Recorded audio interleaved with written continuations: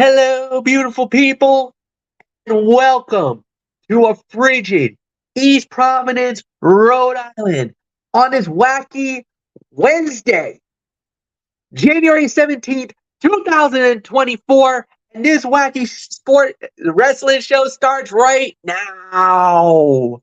What's good, everybody? It's good MF Michael Flecha alongside Anthony Florio and Michael Bullock. And welcome to Wednesday Night Madness, y'all. So here we go. We're at it again. You guys already know how we do this. We got AEW Dynamite. We start off with NXT, and we have ourselves a loaded show. We got Dusty Classic.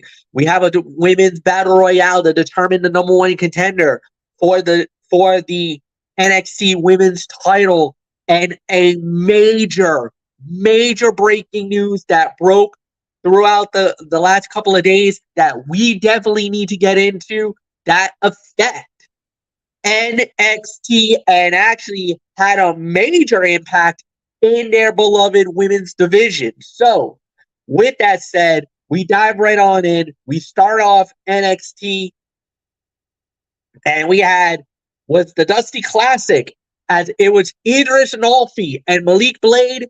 They went up against Trick Williams and Carmelo Hayes, and the winners of the bout and advancing to the next round is Trick Williams and Carmelo Hayes winning the match in 12 minutes and 8 seconds.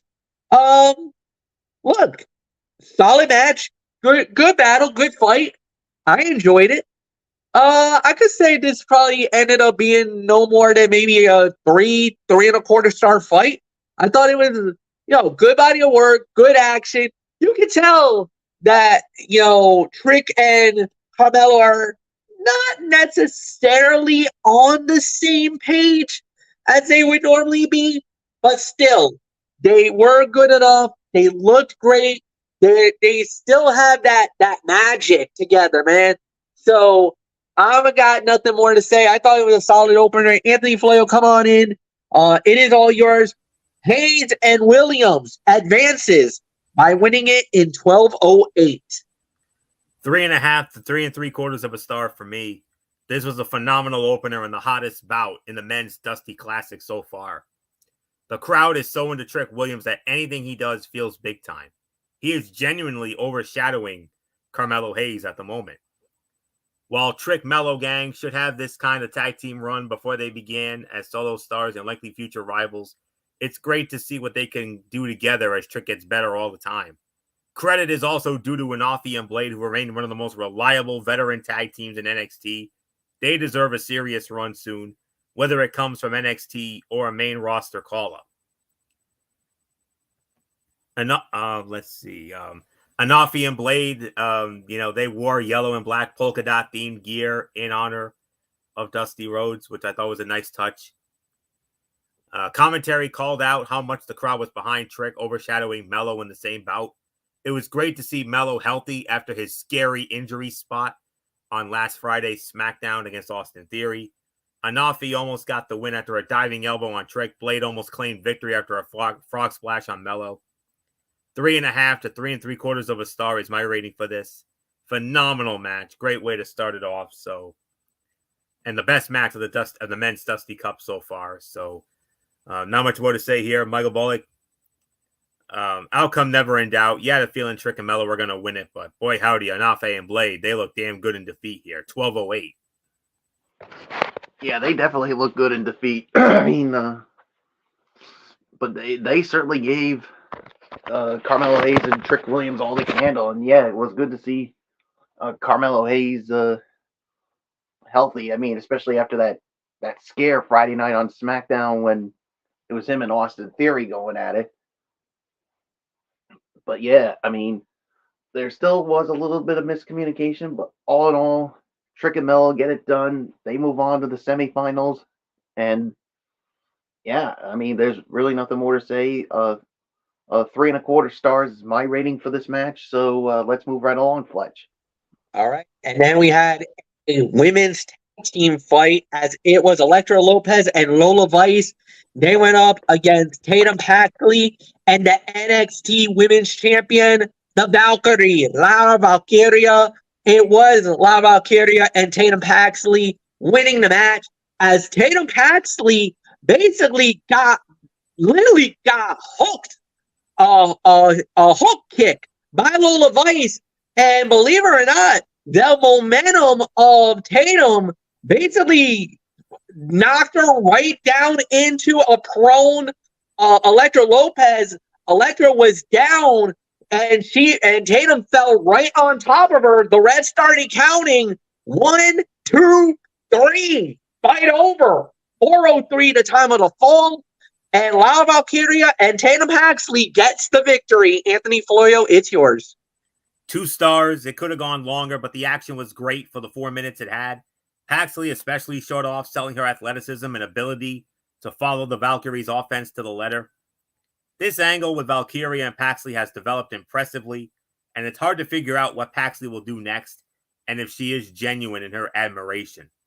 This is the best character work of Paxley's career to date and could end up redefining her legacy in NXT. Valkyria can help her become a star. And Tatum Paxley arrived in full matching gear to the Valkyrie. I mean, even though it's not as crazy as this particular angle, you know where I'm going.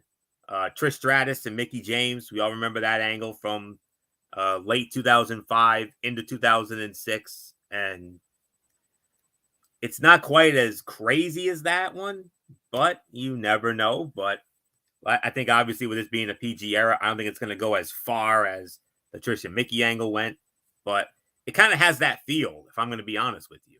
So we're going to have to wait and see if it plays out similar to that, but we'll find out. But I can give it only 2 stars for the effort, but not much more for me to add on here. So Michael Bullock, 4:03, the time of the fall, Valkyria and Paxley get the win. And like CM Punk and MF always used to say, man, I'm digging this crazy chick, man. Woo-hoo. 2 stars.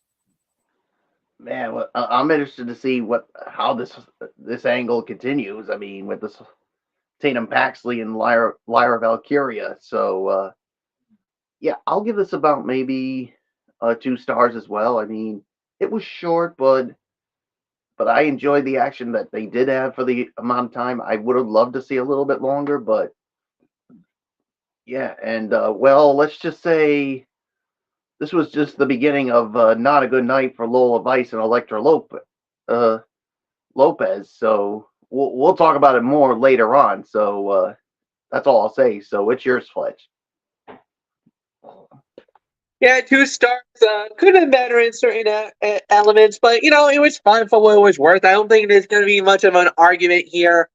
At the end of the day, it was fine. Look, I'm happy. I'm very happy that we definitely are loving the Tatum Paxley character. She is definitely a little bit of a wild card. We'll see how that plays out down the line. But up to this point, it's been really good. Lara Valkyria definitely has done pretty well as the NXT Women's Champion. So we got to see, is this going to be something down the line, or are we looking at here? I don't know. We'll have to wait and see how this plays out. So next up, we was Ridge Holland going one-on-one with Joe Coffey of Gallus, and it was Ridge Holland winning the match in 2 minutes and 27 seconds. I'm going to give you guys an opportunity to talk. If you guys want to talk about it, we can. If you want to move on, we can do that too. But I leave it to you guys. Move on. All right. Move on. All right. Fair enough. So next up we was, now the final, I guess you could say the final quarterfinal match of the Dusty Classic, as it was Chase University's Riley Osborne and Duke Hudson. They went up against members of the LWO, Joaquin Wilde and Cruz del Toro. And when it was all said and done, it was the LWO winning the match. Unfortunately, I don't have a time of the fall. Anthony, you're going to have to do some investigative reporting on this one. I'm on it. I'm on it. All right. Got it. Thank you. For some odd reason, my notes did not have it, which is very rare. But once in a rare while, that does happen, folks. So forgive me on that one, guys. And Michael Bullock, front and center. It is all yours, my friend. LWO, they move on to the semifinals. Hang on, Bullock. I'll get the time of the fall for you. Just give me one moment here. Yeah, I'll just work off of it. No problem. Yeah, I thought this was a really good match. I mean, when you got 940. All right, thank you. Yeah, I mean, I thought this was a good match for the time that it did have. I mean, but yeah, I mean, to me, it was no surprise that the LWO's Cruz del Toro and Joaquin Wilde were going to go over here. I mean, it's just there's so much going on with Chase U right now, and yeah, so we'll wait and see what happens with that. But I'll give it 3 stars for the effort here. So it's yours, Fletch. One sheet says 940, the other says 943. Take it with a grain of salt there, guys. All right, so it's definitely within the 940 range. So it doesn't. You can go either way, but it is in that realm, that whatever you want to call it. So no problem there. We're good with that. But it was a solid 2.5 to 3 star bout. Okay. I'm not mad that the LWO lost here because remember, they're SmackDown guys. I don't know if a lot of fans would have been about it. I think it was more of a we can live with it. It's fine. Could it have been a little more better in certain elements? Yes, maybe. But the thing was, it was still a solid match. But the thing is that for the LWO to win it, I don't have a problem with the LWO winning the match and advancing. Or I should say Chase University, I should say, for them to go over and move on. And let's see, was it? Actually, it was LWO. I'm sorry. I don't have a problem with them winning it. Obviously, you want to let them get their feet wet. You know, they're probably not using them on SmackDown right now. And this was a perfect way to do it in that kind of situation, that kind of, you know, whatever you want to say or feel about it. There's still some stories that can be told. Now, does that mean Cruz and Joaquin is probably on their way to winning the tournament? Most likely not. I mean, I think they'll probably get tripped up either semifinal or if they make it to the final. I just don't see them winning the Dusty Classic. At the end of the day, it was fine for what it was worth. We really had nothing more to add. And Anthony, I'll give it to you. This was about 2.5 to 3, so it's yours. 3 to 3.25. An ill-timed commercial break with no picture-in-picture hurt the momentum of this bout. Even so, everyone involved was too explosive to not deliver a quality bout. Joaquin Wilde had the crowd on their feet down the stretch. LWO looked like world beaters and a team that deserved much more on SmackDown than it has been given. Either team could have advanced, but LWO has a chance to be the one established tag team to make a real impact in the Dusty Classic. The team can rebuild itself in this tournament and showcase a story beyond the Oddfellows pairing. Let's see. NXT's Anonymous caught JC Jane continuing her plan to save Chase U with the women of the university. Zelina Vega's appearance was a surprise and clearly appreciated by the crowd and MF. The crowd was more into LWO than Chase U in this bout. However, Hudson's signature Chase U taunts got the crowd back. Wilde caught Hudson by surprise after a blind tag and hit him with a drop kick, followed by a moonsault to the floor on Osborne and tope suicida to Hudson. And that's really all I can say on that. So 3 to 3.25 stars is my rating for this. So with that, let's move on. And then we do indeed move on. The next thing that we had here on, let me see. Yes. All right, so the next thing that we did have was Dijak going up against Trey Bearhill. It was Dijak winning the match in 4 minutes and 36 seconds. Look, Bearhill right now is a big name.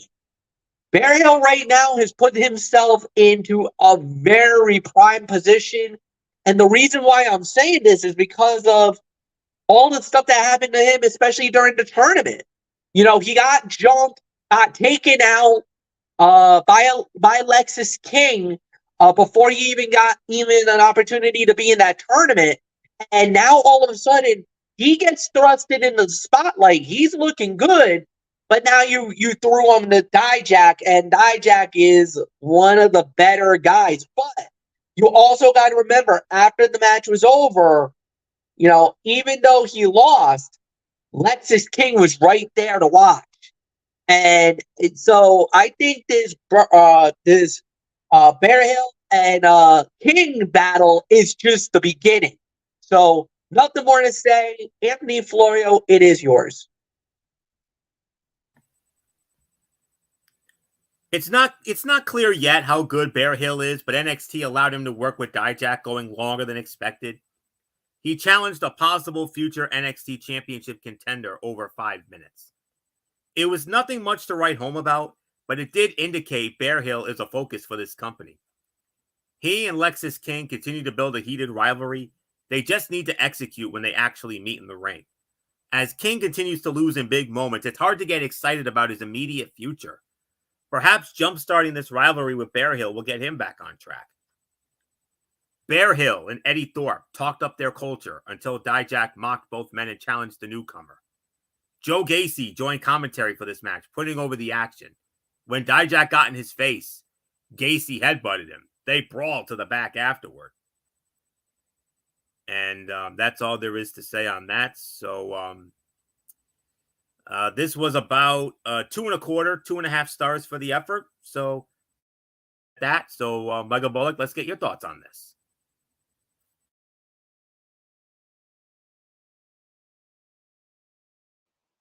Yeah, I'll give it about maybe 2.25 on this one. I mean, yeah, the outcome was never a doubt, but yeah, I mean, I got a feeling that this whole thing with Lexis King and Bearhill, I think, is far from over. So that's really all I can say. So it's yours, Fletch. All right, and then we do indeed move on. And what we get next is, well, this is it. The Battle Royale, the number one contender for the NXT Women's title on the line. Now, we would have thought that once this was all said and done, that maybe we think Cora Jade would be involved in the match. Now, unfortunately, during the week, Cora Jade suffered an injury, and now it's being reported it's a torn ACL. She is out 9 to 12. It's confirmed, Fletch. It is a torn ACL. So, as of now, she's out 9 to 12 months, guys. Jade is on the shelf. And I think we all could admit it. She was probably the next challenger for the NXT Women's title. So now, where do we go from here? So what they did was they did a Women's Battle Royale, and the final 4 that make it would have to face off against each other in a fatal 4-way. And then, basically, winner take all at that point. So, the 4 women that advanced to that final match was Kiana James, Fallon Henley, Roxanne Perez, and Kelani Jordan.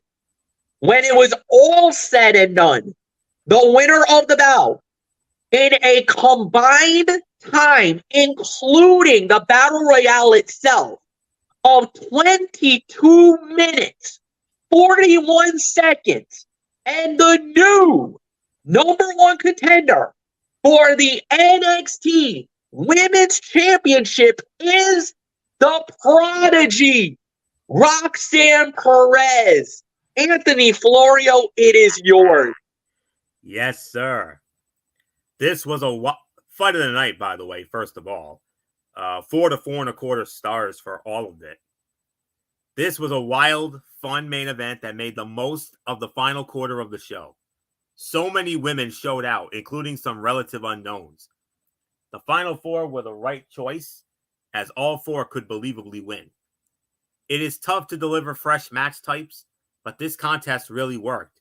The transition into the Fatal 4-Way was seamless. The finish was a shocker, mainly due to build. Roxanne Perez is phenomenal, but has had no momentum in recent weeks, and she still hasn't settled her rivalry with Kiana James and Izzy Dame. Fallon Henley and Kiana James had the obvious momentum, but this could help legitimize the Prodigy again. She and the Valkyria will put on a show at Vengeance Day. Henley promised to make the most of this opportunity. Ariana Grace cleared out the women's locker room as she talked herself up. The family talked up Adriana Rizzo before her match. She and Jada Parker got into it in the match and got each other eliminated. Kalani Jordan tried to focus on setting her future while talking with Brindley Reese. She had to make a Kofi Kingston-esque return to the ring after she was dumped under the announce table early. Lola Vice eliminated Elektra Lopez, and Tatum Paxley then took out Lola Vice, and Lola Vice and Elektra Lopez brawled to the back. It's a shame I'm going to paraphrase a quote from the 1989 Royal Rumble, and MF, I know you know this quote all too well from Royal Rumble 89. It's a shame what will happen when money's involved. So that's all I'm going to say on that when it comes to Vice and Lopez. Carmen Petrovic kicked Blair Davenport out of the action. Davenport made her pay afterward with a knee strike.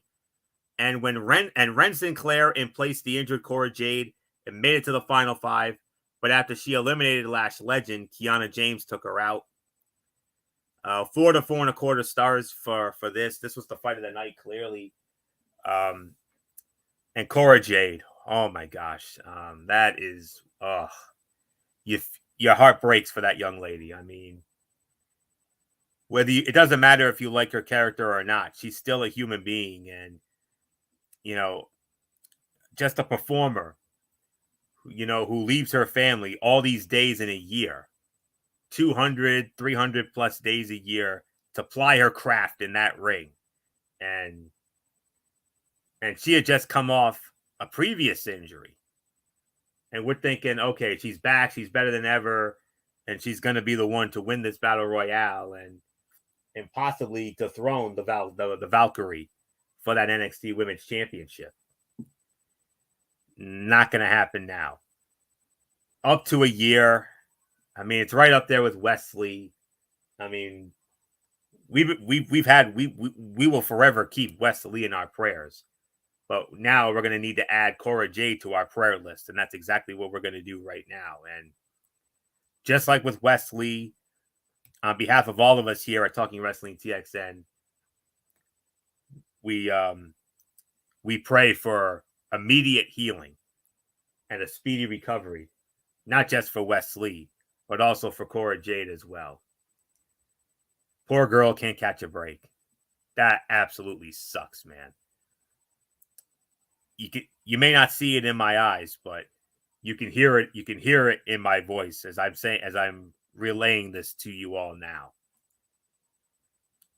My heart just simply aches for that young lady. And of course, I mean, we all feel bad, but I know nobody feels more bad about it than MF does, because we all know nobody was higher on Cora Jade more than MF was. And damn, man, I just feel for her, man. I really do. So you're in our prayers, darling. No question about it. We all pray for immediate healing and as speedy of a recovery as you can possibly make. Do your thing, get better, and then let the chips fall where they may after that. So for this is about, like I said, this was 4 to 4.25 stars. This was the fight of the night, hands down. Congratulations to Roxanne Perez, and her and the Valkyrie. They're going to tear it down at Vengeance Day. No question about it. That's got show stealer potential. So nothing left for me to say except Michael Bullock, what a blow to your women's division, man. What a blow. I mean, she just came back from a previous injury that was just as devastating. She worked her way back after all those months. And now she ends up getting hurt on this NXT house show last Friday night. And now you lose a young lady who, as we all know, had a future so bright that we were all going to need shades for it. There was no question about it. They were going to strap her with that women's title. It wasn't a matter of if, it was a matter of when. Well, that when is not going to be for at least another year or so. What a damn shame. But other than that, fantastic match. You should definitely be proud of that match. Your women last night, man. You want to talk about bringing it? They brought it and then some. Yeah, well, first off, with the Cora Jade injury, man, I mean, I feel terrible for her. I mean, like you said, she just came back from another injury, and we all said, hey, she's going to be the one to dethrone Lyra Valkyria, and that she's going to finally get her moment as the NXT Women's Champion. But now you go to this house show, and this is what happens. This poor woman just can't catch a break, and now, after being out for a while, now she's going to be out for about a year. Her 2024 is done. We won't see her until in 2025. So, I mean, look, whether you like her or you don't like her, you gotta feel for her. I mean, she worked her ass off to get back here, only for this to happen. Yeah, that's terrible. That's absolutely terrible. But the thing is, now what do? I mean, because we all thought that she was going to dethrone Lyra Valkyria. So now the big question is, who will dethrone her?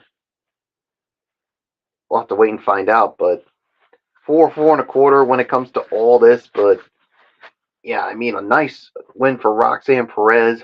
Her and Lyra Valkyria are going to tear it down at NXT Vengeance Day. So yeah, there's really nothing more for me to say except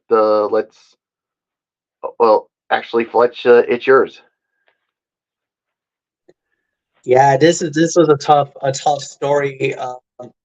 Obviously, we were hoping that Cora Jade would be, and like you said, she just got back from an injury not too long ago, and just a few days ago, she just celebrated her birthday, 23 years old. And look, her future is very bright, and obviously, whenever you suffer an injury as young as she is, obviously there's going to be the fear of the long-term effects of an injury like this. And obviously we do have there will be concern about the long term for a Cora Jade. Will she ever be the same after the surgery over a torn ACL? We don't know. But the thing is that sometimes athletic injuries like this, when they're relatively young, they heal a lot more faster. So, that's why they gave it that 9 to 12 month timetable. Hopefully she'll be back in 2024. I'm not going to say there is going to be a guarantee that she will, but I think we kind of are hoping that she does. We'll just have to wait and see if she actually does come back. So it was a tough situation. Obviously, with everything that went down in the battle royale was excellent. There's a lot of good rivalries that's coming up. Elektra Lopez, Lola Vice. That battle is definitely gonna explode. We had a lot of good stuff with other women in the bout, and then the final four I thought was the most fitting. Fallon Henley, who's been rising up. Roxanne Perez has been on the upswing. Kiana James has been on an upswing lately. And Kalani Jordan, I think we all can agree, we all felt like she should have won the women's breakout tournament. So for her to be in the final four in that match to fight for the right to be number one contender, I think it was even better. So at the end of the day, the right people got, the right people at the end were involved, and then you had the great winner, and then you had Roxanne, who possibly might be on the verge of a heel turn. You can tell she's starting to have that heel-like tendency, especially after the fight a couple of weeks ago, a week ago, where she had the match overturned on her, and now this. I kind of feel like there's definitely more of a aggressive, more of a type of an attitude when it comes to Roxanne Perez that I'm liking it, boys. I think this could do wonders for her. So we'll wait and see how it plays out. But all in all, I'm good with it. All right. So with that said, let's move on. Overall review time. Michael Bullock, you lead off. So what did you think about the NXT as a whole? Yeah, I thought it was an okay show. I mean, I thought it was a good show. I mean, you had a lot of short matches, but to me, you had the beginning match, the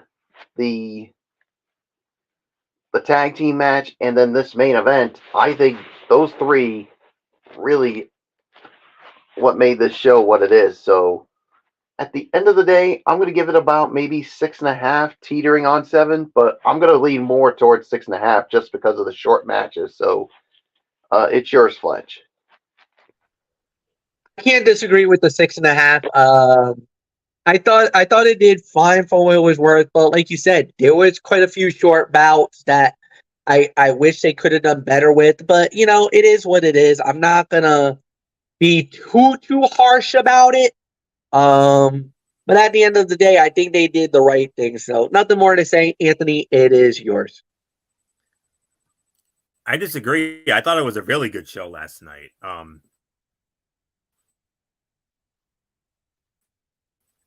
Yes, there were short matches, yes, but it's about storyline progression.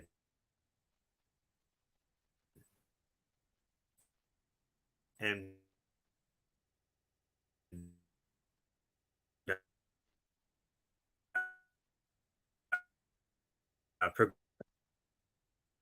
progression of the company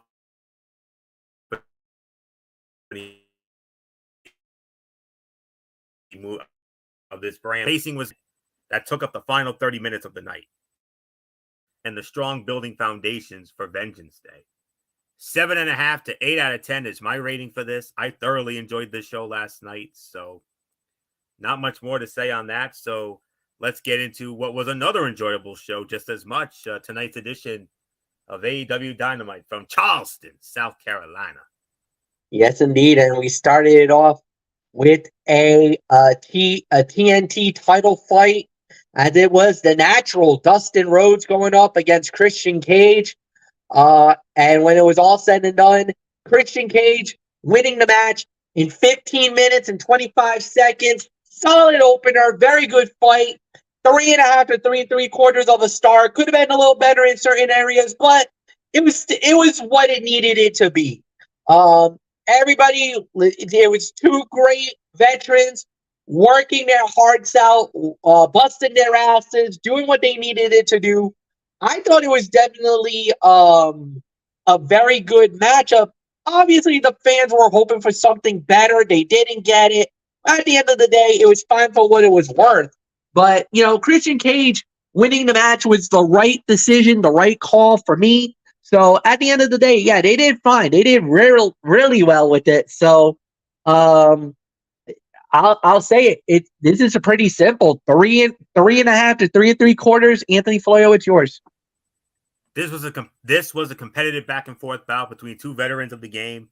Christian Cage is rarely the younger competitor in the ring these days, but Dustin Rhodes came into this with several years on him, both in age and experience. The match was paced well and made both stars look good in different ways. The TNT champion connected with a spear, followed by the kill switch, but the natural kicked out. It took a second kill switch to finally put him away. 3.5 to 3 3/4 of a star. The way Cage can control the crowd is second to none. He can get heat whenever he wants, which is not something he could always do. He truly has found the best version of himself. And it's still wild to see Dustin Rhodes doing moves like the Code Red in 2024. 3.5 to 3 3/4 of a star. Outcome never in doubt. We all knew Christian was going to go over here. So there isn't much more to say. Michael Bullock, I know you're waiting for him to get his comeuppance. Patience, my friend. It will happen someday, just not tonight.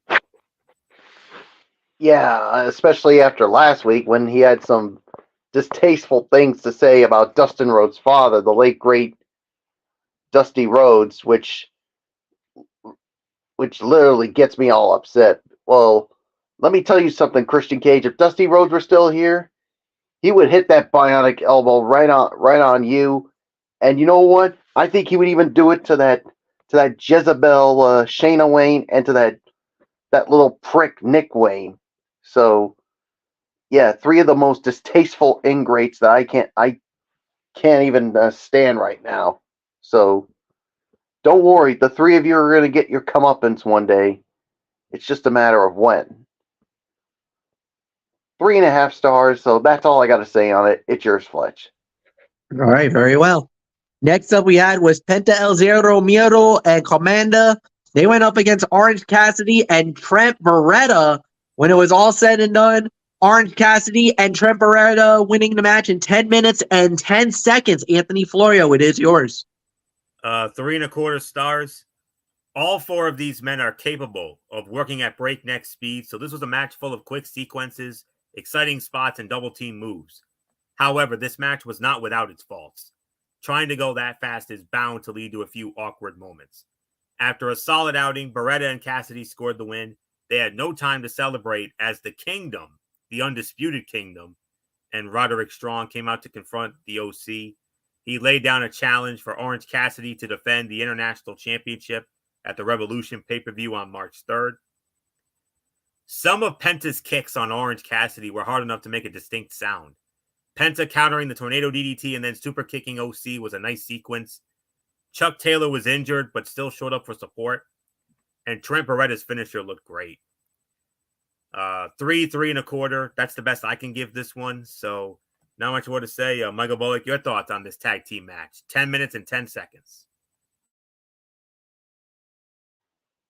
Yeah, I'll give it about 3.25 stars as well. I mean, I thought it was a fine match. I mean, definitely, with the right team going over. But yeah, like you said, after the match, the Kingdom came out and basically threw out the challenge, and Roderick Strong wants the International Championship.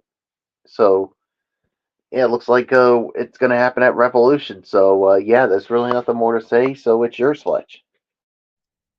Yeah, it was solid for what it was worth. It was a good matchup. I would say 3.5, like you guys have been preaching. So we move right on along. A lot of talking segments more than anything else on this part here. The next relevant match we had was this was for the Ring of Honor 6-man tag team titles, as it was Brian Cage, Tonga Loma, and Bishop Khan with Prince Nana. And they went up against the Guns, Colton and Austin, and Jay White, winners of the bout in 9 minutes and 30 seconds. And new Ring of Honor 6-man tag team champions, the Guns and Jay White. Michael Bullock, history made, unprecedented crowning. Bullock Club Gold has captured the Ring of Honor 6-men tag team titles. And I'm sure for you right now, Fletch, that's got to upset you, especially seeing the one guy you can't stand, Jay White, holding up that title. So, yeah, unfortunately, it is what it is. So, Yeah, I'll give it 3 stars here. I mean, a good match here. It definitely. I mean, I thought both teams did well, but yeah, now Bullet Club Gold, they have the gold with them. So nothing more to say. Fletch, I mean, I'm sure nothing upsets you more than seeing that that Jay White holding up a title. So yeah, let's just say I'm sure you're not happy about it. Well, the thing is this. I mean, it's a six-man tag team title. So, I mean, I'm not as adamant about it. Not like when he was going after the AEW World title. That is a different story, um, to say the very least. But if at the end of the day, how this played out, this was as good of a situation um for Jay White and the Guns. They were the ones that really needed this moment. They needed that victory. And thus that's why we got to see what we got. I think at the end of the day, are we surprised that this is how it went down? No, not really, because Jay White and the Guns are a well-oiled machine.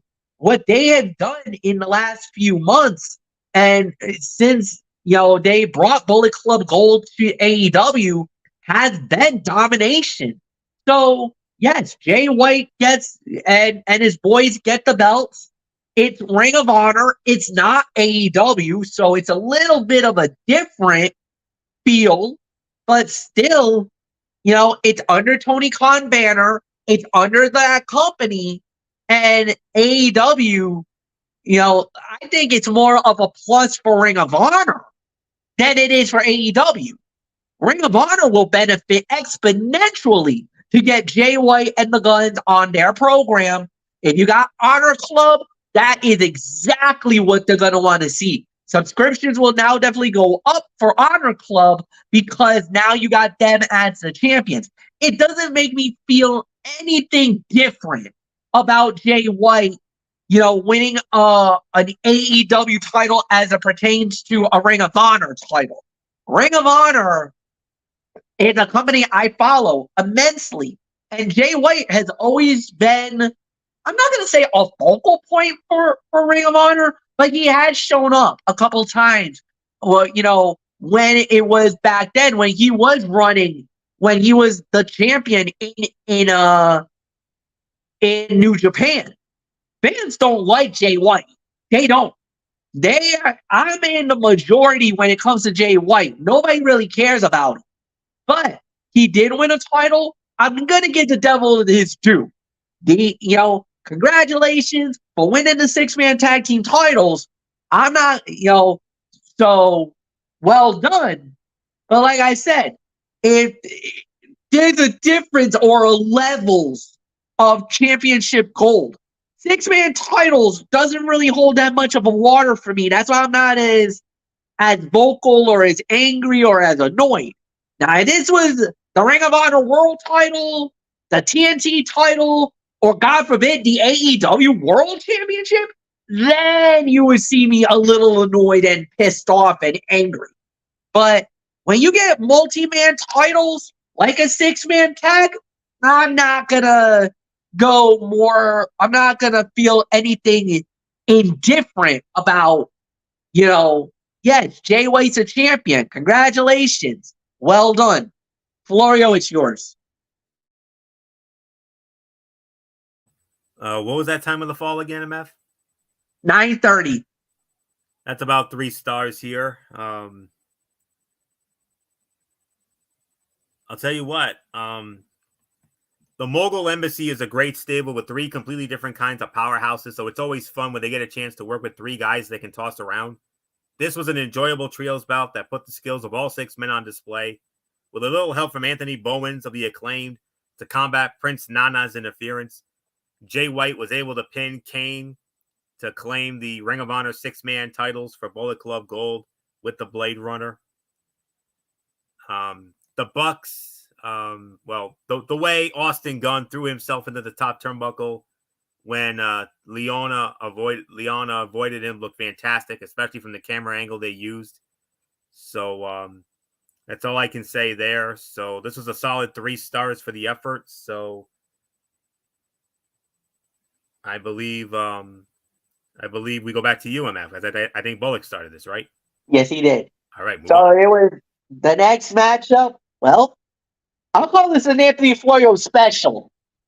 Anna Jay, one-on-one with the virtuosa Deonna Purrazzo. And it was Deonna Purrazzo winning the match in 6 minutes and 40 seconds. It was a good showcase fight for Deonna.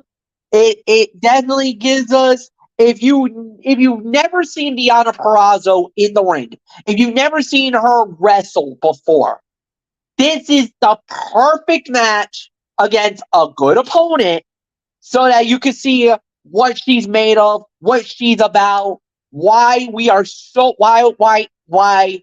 I'm very high on her, and why Anthony Florio is wicked high on Deonna Purrazzo. So this was a fine match.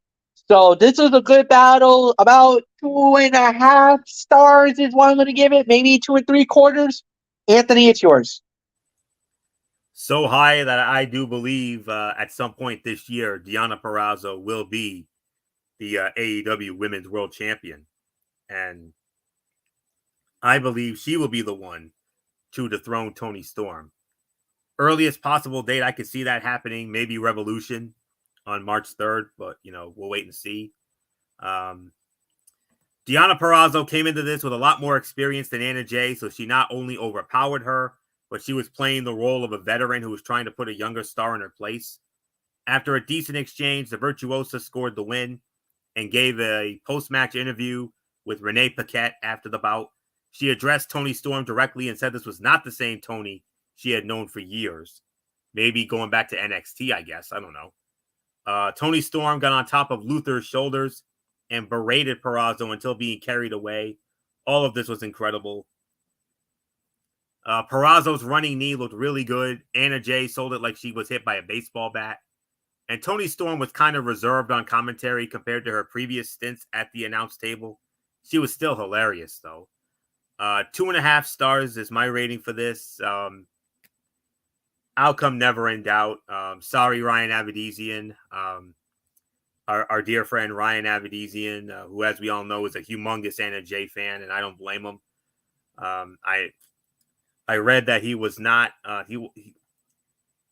he was disappointed by the loss, but he did show kudos to both women for the effort they put forth tonight. So but sorry, Ryan, your girl doesn't get the Duke here. Interesting stat: 0-14 in singles matches. That's a little surprising, but it is what it is. But this outcome was never in doubt. We all knew Purrazzo was going to win this thing. Like I said, they're grooming her. Tony Khan and AEW are slowly but surely grooming the Virtuosa to ultimately dethrone Toni Storm for that AEW Women's Championship. And like I said, the earliest date I could see that happening would be the Revolution pay-per-view on March 3rd. So 2.5 stars for this effort. So not much more to say. Michael Bullock, now that you've seen Deonna Purrazzo wrestle a couple of times, last Saturday on Collision, and here tonight, she's obviously not the same Deonna Purrazzo that you saw in NXT. Now you're seeing why she was the Virtuosa and the longtime face of the Impact Knockouts division and the greatest Knockouts champion in the history of TNA Impact Wrestling. Yeah, you're definitely seeing it here. So, yeah, nice momentum win for her. Good way to continue to build her. So I'm going to give this about 2.5 stars as well. And yeah, Toni Storm was berating her, but yeah, somewhere down the line, I think before the year is over, I think Deonna Purrazzo will be the next AEW Women's World Champion. So there's really nothing more for me to say. So it's yours, Fletch. Total agreement on that. Really nothing more to add.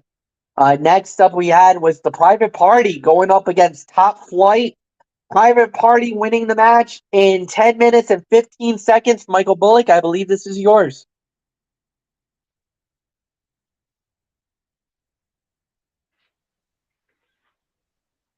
Yeah, I'll give this about maybe 3.25 on this one. I mean, a solid match here. I mean, yeah, the outcome to me was never in doubt here. So there's really nothing more for me to add on to it. So it's your sledge. Yeah, it's a solid matchup. There was a little bit after the match with Action Andretti kind of, getting into it with the Martins. You know, I don't know. This kind of feels like, oh boy, there's some drama here. So we'll see how this plays out. But at the end of the day, it was a solid match. I don't think there's really much for us to talk about here. I would say this is more of a, like you said, 2.5 to 3. Anthony, it's yours. Reason for the drama is because one of the private party guys, I think it was Mark Quinn, Mark cheated Quinn. to win the match. Yep, Quinn cheated. Yeah, he cheated to win the match. He used the ropes for leverage, and that's why Action Andretti and Top Flight were all huffy after the match was over, and they had every right to be. Absolutely, I would have been too. Of course, I would have been a lot. I would have been a lot more. I would have been a lot angrier than them boys were. Trust you me on that. I'd be getting in people's faces if that happened to me. But And me being the heel in the AEW crew, I would have been like, cry me a river on that one. I didn't see nothing wrong with that. yeah, okay. But anyways, 3 to 3.25 stars. The first half was all about sizing each other up, while the second half was about outdoing each other with bigger and flashier maneuvers. The match ended with a bit of controversy when Quinn grabbed the top rope during a pinning combination. Private Party celebrated the win while Top Flight and Action Andretti voiced their anger from the ring, and rightfully so. It has been so long since we saw Mark Quinn. It was great to see him looking healthy and enthusiastic to be back. It's hard to pick out cool spots in a match that is basically just spot after spot. It's best if you just watch this once to see what these four guys can do. The crowd liked both teams, but seemed to favor Private Party by just a bit. And speaking of Private Party, interesting fun fact before I give it to Bullock here. Or actually, Bullock led off, that's right. Interesting fun fact here, guys.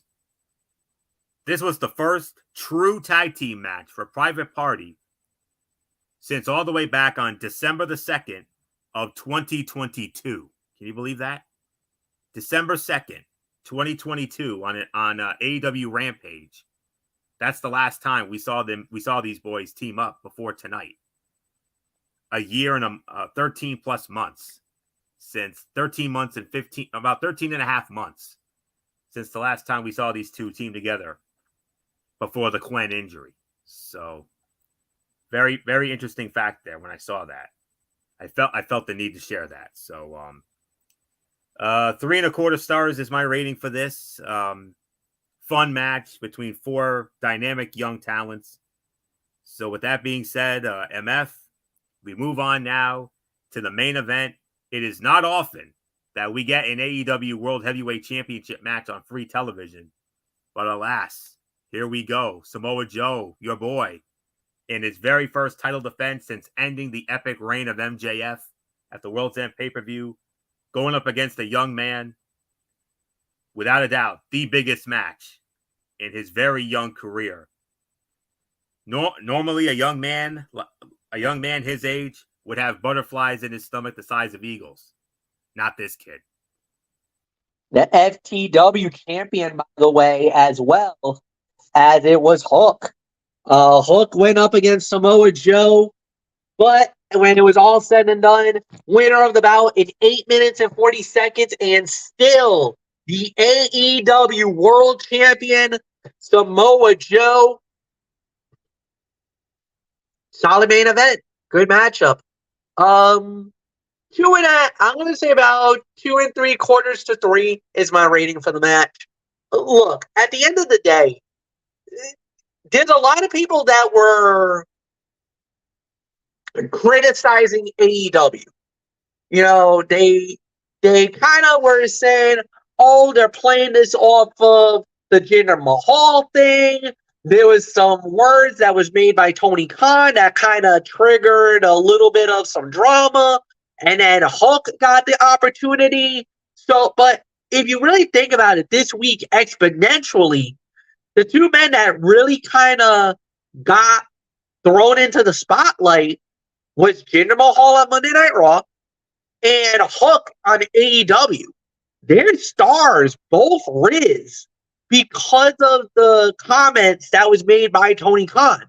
And a lot of people came after Tony, brutally attacked him for making comments about Jinder Mahal, than anything else. And few people kind of were thinking that, you know what, if I'm WWE, this could be like a Mick Foley moment. Why don't we let Jinder Mahal become the world heavyweight champion? Obviously, maybe cooler heads prevailed, and WWE's like, you know what, that would have been nice. That would have been a good little FU to Tony Khan and AEW, but we're like, you know what, nah, let's not upset the apple cart. We got our own storylines. Let's not try to throw something out of the ordinary.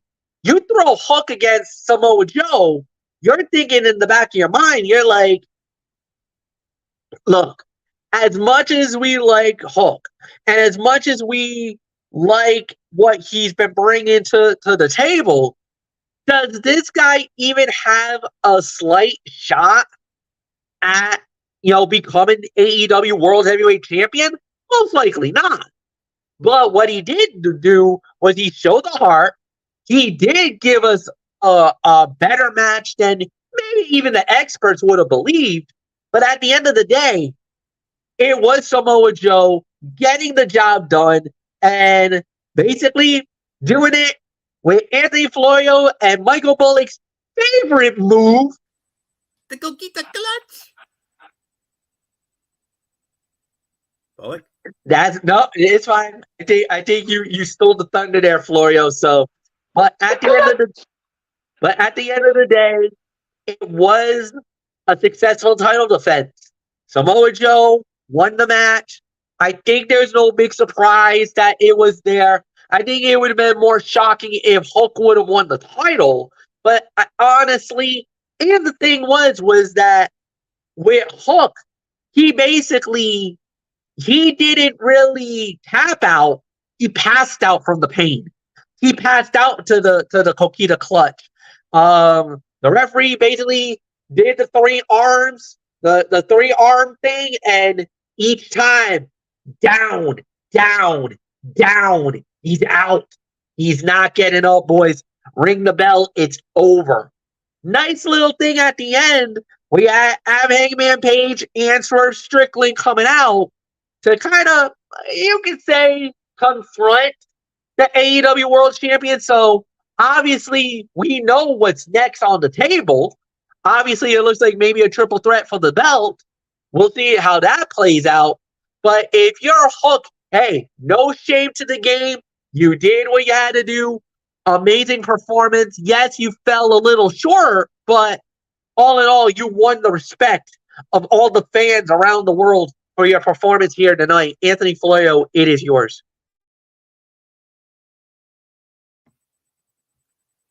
The cold-hearted handsome devil went right at the AEW champion in an attempt to gain an early advantage, but Joe is no rookie. He anticipated it and fired back immediately. I mean, no surprise about what happened. I mean, everything about how this was paced and laid out was designed for maximum entertainment, and it delivered in every way. I might be overrating this, but I don't care. 3 stars, teetering on 3.25 for this.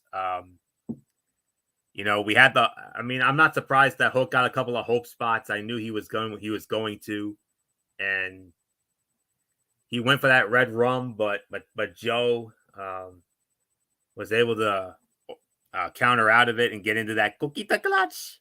So, Hook even kicked out of a muscle buster at a 1 count and began making a comeback, much to the surprise of Joe and the announcers who had written him off at that moment. The Coquita Clutch finally sealed the win for the champ, but he looked shocked at how much it took to put his challenger away. The way Joe slammed Hook onto the announce table was nasty. He took a victory lap around the ring while the ref checked on him. The crowd was so invested in this. Everyone was on their feet. Everyone was on their feet for the final minutes of the bout, and rightfully so. 3 stars for me. So not much more to say. Michael Bullock, outcome never in doubt. We all knew Joe was going over. But boy, howdy, they made Hook look real good. And definitely, there's no question about it. It may not be this year, but maybe within a year or two or somewhere down the line, I believe in my heart and soul, one day Hook will be an AEW World Heavyweight Champion. Just not right now. Not quite yet. Yeah, I mean, look, Hook put on one hell of a performance here. Yeah, I mean, because we were all thinking, oh, this was going to be an easy thing for Joe, but Joe got a lot more than what he bargained for. Yeah, I'll give it about 3 stars as well. And yeah, Swerve Strickland, Adam Hangman Page afterwards, I think they're both saying they're coming for that title. So we'll see what happens with that. So it is yours, Fletch. Anthony Flair, you lead off on the overall review. Yes, indeed. Tonight's episode of Dynamite felt like a packed episode, so allowing the main event to breathe without the burden of commercials was a great way to end the show. Samoa Joe and Hook told an incredible story of a veteran who is still just as dangerous as ever, meeting the young man who might one day supplant him as one of the most dangerous competitors. Taz being on commentary lent weight to the emotion of the situation, especially when Hook took a scary bump through the announce table. The main event stole the show, but every match on the card was good on some level. The interviews and promos were also strong this week, especially that Briscoe segment. So it's hard to point to any weak segments. This episode just seemed to have the right layout and participants. Solid 8 out of 10 for me. No doubt about it. So nothing more for me to add. Michael Bullock, your thoughts on this latest AEW Dynamite tonight? What did you give it? 8 out of 10 for me. Yeah, I'll give it about an 8 out of 10 as well for this. I mean, yeah, you pretty much said what you said, so Fletch, take it home. Yes, it is an 8 out of 10. It was a solid show. There's really nothing more to say. You guys said everything that you needed to do, so we're gonna head on out of here. And on Friday night, we do it all over again with another episode of NFL Friday, as we're now in divisional playoffs. We'll recap a little bit of Super Wildcard Weekend, and we'll give you our preview for the divisional round. And then on Saturday is Cerebral Smack Talk, and we do it all over again with Ridiculously Raw, hosted by Anthony Florio on Monday. So until then, be a friend, tell a friend, say something nice. You can change their life. And until then, goodbye.